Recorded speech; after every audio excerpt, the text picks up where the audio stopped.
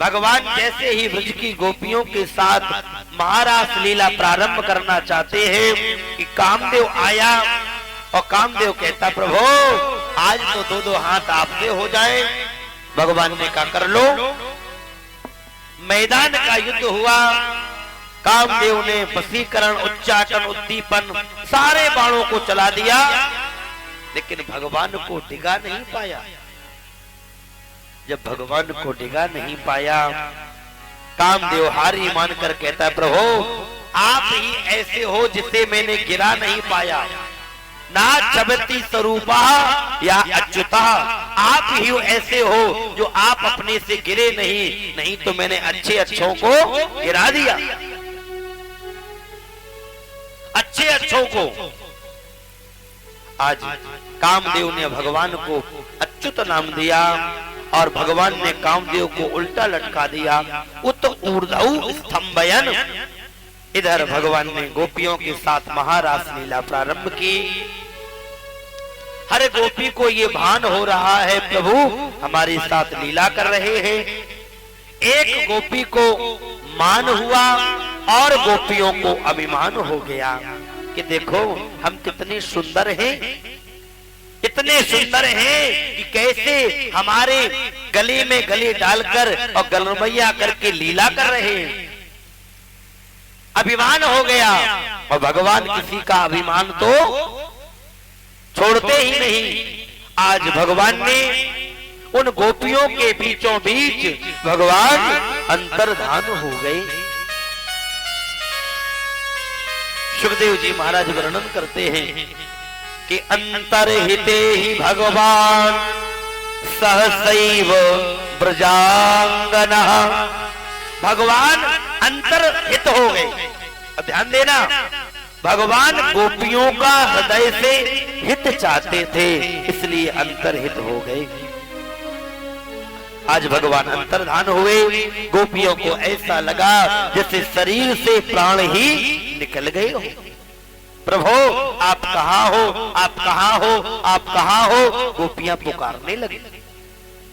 लेकिन जब प्रभु फिर भी नहीं मिले, भगवान जब नहीं मिल रहे हैं, अब गोपियां खोज रही हैं और खोजते खोजते जहां प्रभु के चरणों को देखा तो गोपियां कहती देखो हमारे प्यारे यही गए, इसी रास्ते गए। एक तुलसी का पौधा देखा तो कहा बहन तुलसी तुम तो हमारे प्यारे की प्रिय हो, हमारे प्यारे तुम्हारे बगैर तो भोग ग्रहण भी नहीं करते, जरा बताओ कि वो कहाँ है।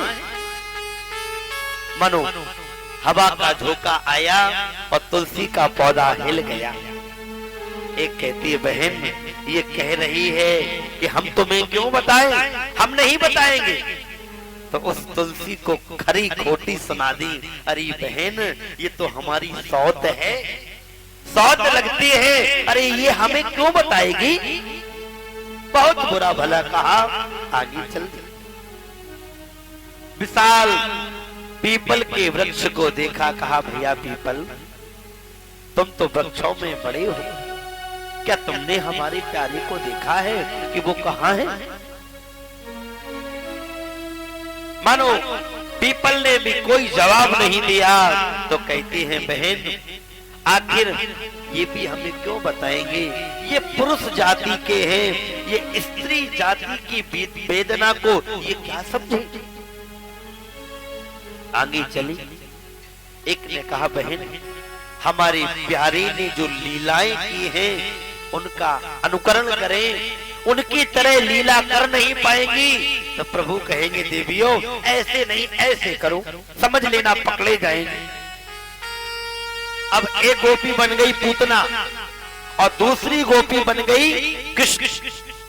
अब कृष्ण बनी गोपी ने पूतना बनी गोपी को मारने का अभिनय किया।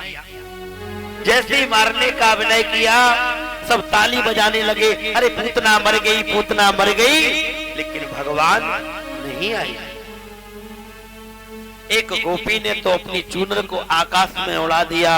अरे ब्रजवासियों तुम चिंता मत करो, ये इंद्र तुम्हारा कुछ नहीं कर पाएगा, कितनी भी वृष्टि करे, आओ मेरी शरण में आ जाओ, हम तुम्हारी रक्षा करेंगे। सुखदेव जी कहते राजन परीक्षित, ये गोपियां कर नहीं रही है, ये अपने आप हो रहा है। और आगे चले तो एक जगह कुछ फूल बिखरे थे।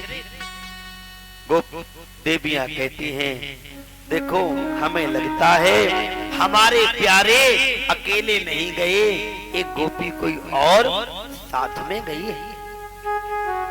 बहन, ये कौन गोपी है जो हमारे प्यारे को अकेले ले गई, उनका अंग संग प्राप्त कर रही है? तो उस गोपी के प्रति सौतिया दाह होने लगा कि देखो ये हमारे प्यारे को अलग ले गई। पुराणांतर ऐसा प्रसंग आता है कि गोपी जो साथ में गई है वो और कोई नहीं, भगवान की परम आराध्या श्री राधा रानी ही है। लेकिन राधा नाम को भागवत के अंदर स्पष्ट नहीं लिया गया। क्यों? क्योंकि राधा नाम उच्चारण मात्र से सुखदेव जी महाराज की 6 महीने की समाधि लग जाती है। और सुखदेव जी महाराज जब राजा परीक्षित को कथा सुना रहे हैं तो सावधान हैं, कहीं ऐसा न हो कि हम राधा का नाम ले दें और हमारी 6 महीने की समाधि लग जाए, और अगर समाधि लग गई तो बेचारे परीक्षित बीच में लटके रह जाएंगे। इसलिए राधा का नाम स्पष्ट नहीं लिया, केवल संकेत किया। अथवा जो चीज जितनी ज्यादा कीमती होती है उसे उतना ही छुपा के रखा जाता है। श्री सुखदेव जी महाराज ने राधा तत्व को शब्दों की पिटारी में इतना सजो कर रखा है, जो उनके भक्त हैं वो तो जान सकते हैं, अन्य सर्वसाधारण जान ही नहीं सकते। लोग कहते हैं कि राधा और कृष्ण अलग हैं। ध्यान देना, राधा और कृष्ण अलग नहीं है, दोनों एक ही हैं। तासाम द्वैते पभेद द्वेधा राधा माधव रूप कौ, एक ज्योति ही 2 रूपों में परिणत हो गई, उसे ही राधा और कृष्ण कहते हैं, अलग अलग कुछ नहीं। आज उन ब्रज की गोपियां जब कन्हैया को पुकारती हैं, और जब वह गोपी साथ में गई हुई थी, उसने देखा कि अगर हम ऐसे ही प्यारे से के साथ रहे तो और गोपियों को उनका दर्शन नहीं होगा। उसने कहा, प्रभु अब हमसे चला नहीं जा रहा। भगवान ने कहा, तो आओ कंधे पर बैठ जाओ, स्कंद आरोह्यताम। और जैसे ही वह गोपी कंधे पर बैठने के लिए आई कि भगवान वहां से भी अंतर्धान हो गए। वह गोपी रोने लगी, और जैसे ही उस गोपी ने कहा हा नाथ, तो वृंदावन के अंदर श्री गोपीनाथ जी प्रकट हो गए। वृंदावन में 5 मंदिर ऐसे हैं जो स्वयं जहाँ के इष्ट स्वयं प्रकट हुए। जैसे ही उस गोपी ने कहा हा नाथ, तो श्री गोपीनाथ जी प्रकट हो गए। हा रमण कहा तो श्री राधा रमण जी प्रकट हो गए। हा प्रेष्ठ कहा तो प्रेष्ठ कहते बल्लभ को, तो श्री राधा बल्लभ लाल प्रकट हो गए। जैसे ही महाभुजा कहा तो श्री गोविंद देव जी महाराज प्रकट हुए। और सखे जब कहा तो श्री मदन मोहन लाल और श्री बांके बिहारी लाल ये भी प्रकट हो गए। बांके बिहारी लाल की मूर्ति जो है वो किसी ने बनाई नहीं है, हरिदास जी महाराज ने तपस्या करके और भगवान को वहां से प्रकट किया है। भगवान पृथ्वी से निकले, आज भी निधि वन में वही स्थान है जहां से बिहारी जी लाल निकले। अब सारी गोपियां सारी गोपियां एकत्रित हो गईं और कहा, बहन हमारे प्यारे को गीत बहुत प्रिय है, अगर इस गीत को सुनकर भी न आई तो अपने शरीर का परित्याग कर देंगी और जीते जी ना सही तो कम से कम मरने के बाद तो अपने प्यारे के पास पहुंचेंगी। और आज गोपियां बड़े ही सुंदर गीत को गाती हैं, इसे गोपी गीत कहते हैं। जयति तेधिकम जन्मना व्रजा सयत इंद्रा शश्वतत्वहि दयति दृश्यताम। आज बड़े ही सुंदर गीत को गाया प्रभु। जब से आपने ब्रज प्रदेश में जन्म लिया है, ब्रज की महिमा बहुत बढ़ गई है। प्रभु आप प्रतिज्ञाएं तो बहुत करते हैं कि एक बार जो कहता है कि हे प्रभु मैं आपका हूँ, मैं उसे अभय देता हूँ, लेकिन हम तो आपकी होकर बन बन भटक रही हैं। क्या आपको दिखाई नहीं दे रहा? मनो गोपियां कहती है, प्रभु आपकी इस निष्ठुरता को देखकर हमें ऐसा लगता है कि आप नंद के लाला तो हो ही नहीं सकते। क्यों?